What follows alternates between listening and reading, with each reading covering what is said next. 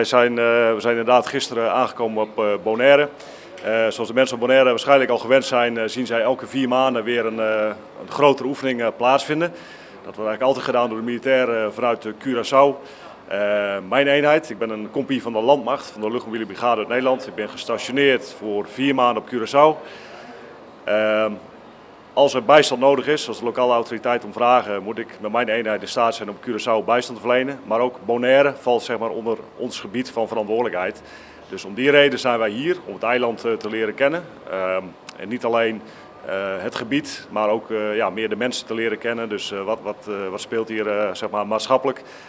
En na een week moeten we dat eigenlijk allemaal scherp hebben. Zodat als het nodig mocht zijn, dat wij hier bekend zijn en kunnen worden ingezet. Het is voor mij ook nieuw. Ik ben eigenlijk gewend om met helikopters te werken. We zijn helikopterinfanterie, zoals je zegt.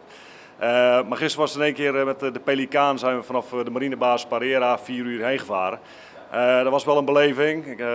Niet alle jongens hebben zeebenen, dus dat was al een avontuur op zich. Maar goed, een pilletje doet wonderen. Wij zijn eigenlijk van origine zijn wij een snel inzetbare lichte infanterie-eenheid. Dat betekent dat de kerels die wij hebben in onze eenheid zijn fysiek goed getraind. Eigenlijk alles wat ze meenemen moeten ze kunnen dragen in hun rug. We hebben grote rugzakken bij ons, onze wapens, onze verbindingsmiddelen, alles moet mee. Want een helikopter is eigenlijk een taxi. Die pikt ons ergens op in een veilig gebied, die zet ons ergens af in een onveilig gebied. En dat is eigenlijk de bedoeling dat we daar toch 48 uur met de spullen uit onze rugzak kunnen volhouden. Dat is eigenlijk wat wij normaal gesproken in Nederland doen. Door de jaren heen zijn wij al ingezet, vele missies in het buitenland. Overal ter wereld zijn we al geweest de laatste jaren. Maar Curaçao en zeker Bonaire is een prima afwisseling op dit moment. Nou, zoals je ziet, we zitten hier nu op punt Vierkant, het oude resort. Sommige mensen zullen misschien zeggen van, wat heb je daar te zoeken? Want het is allemaal oud en vies. Maar voor ons is dit echt een perfecte locatie. Wat we deze week gaan doen is, we zullen dagelijks patrouilles lopen in Kralendijk. We zullen patrouilles gaan lopen in Rincon. We zullen ook onze eigen trainingen doen, dus zeg maar het infanteriewerk zal hier gaan plaatsvinden. Ja, de patrouilles die we gaan lopen, dat zijn, we noemen dat sociale patrouilles. We willen de stad leren kennen, maar we willen de mensen leren kennen.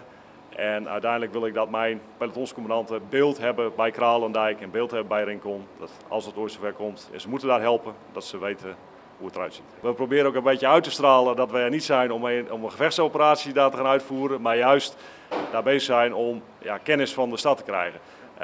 Dus we zouden het leuk vinden als mensen ons aanspreken. Als mensen ons vragen hebben, dan mogen ze ons benaderen. Dat zouden we erg waarderen. En daarmee willen we eigenlijk zeg maar, het beeld van onszelf compleet maken van Bonaire. Kapitein, we staan hier voor een vlag. Wat zegt deze vlag? Nou, die vlag is heel belangrijk. Het is een beetje traditie. Overal waar wij zeg maar, landen, waar ook ter wereld, is het eerste wat we doen is laten zien dat we er zijn. Dat doen wij door middel van onze eenheidsvlag, onze compagnievlag hier te plaatsen. Nou, er staat allemaal tekst op, het is allemaal in het Engels, maar wat er eigenlijk staat, wat duidelijk is, er staat een demon op. Wij zijn van de Luchtmobiele Brigade en binnen de Luchtmobiele Brigade zijn wij het 13e bataljon. En binnen dat bataljon zijn wij de Alpha Compagnie. En deze specifieke vlag staat daar voor symbool, dus je bent meteen herkenbaar om welke eenheid dit gaat. Ja, de Duivel, we zijn van het regiment stoottroepen. Dat is in Nederland tijdens de Tweede Wereldoorlog eigenlijk opgericht.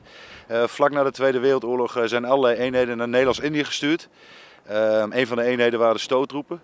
Die vielen uiteindelijk in Bali, werden ze geformeerd onder een grotere eenheid.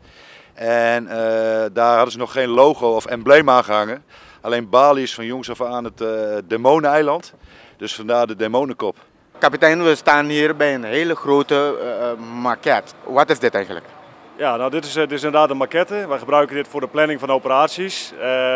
We proberen eigenlijk met alle kaarten die we hebben, luchtfoto's, toeristenkaarten, wat we maar hebben, dat is soms beperkt. Proberen we het plaatje scherp te maken voor onszelf. We krijgen een opdracht, we moeten bijvoorbeeld een aanval uitvoeren op een object. Dan maken we de situatie zo groot mogelijk na. Met alle middelen die we maar voorhanden hebben. En uiteindelijk gebruiken we die voor de planning van onze operatie. Dus we kunnen daadwerkelijk met de commandanten eromheen staan en zeggen: oké, dit tijdstip ben jij daar, wat ga jij doen? En dan geeft hij aan, ik verplaats mij over die route. Oké, wat ga je daarna doen? Dan ga ik deze actie uitvoeren. En zo doorlopen zeg maar, voor die tijd in een veilige omgeving de hele operatie die wij ergens later gaan uitvoeren. We zijn er zeker bij aanwezig, de Dag van de Veiligheid. Niet alleen wij als Landmachtcompagnie zullen ons er zelf presenteren. Ik denk dat het een hartstikke leuke dag wordt voor de mensen van Bonaire om te gaan kijken van hey, wat doen wij daar nu. Maar ook de marine zal aanwezig zijn, er zullen een aantal schepen van de marine zullen aanmeren. Ja, het is eigenlijk voor jong en oud is daar genoeg informatie, maar ook leuke dingen om te gaan doen. Dus zondag vanaf 10 uur gaat het plaatsvinden.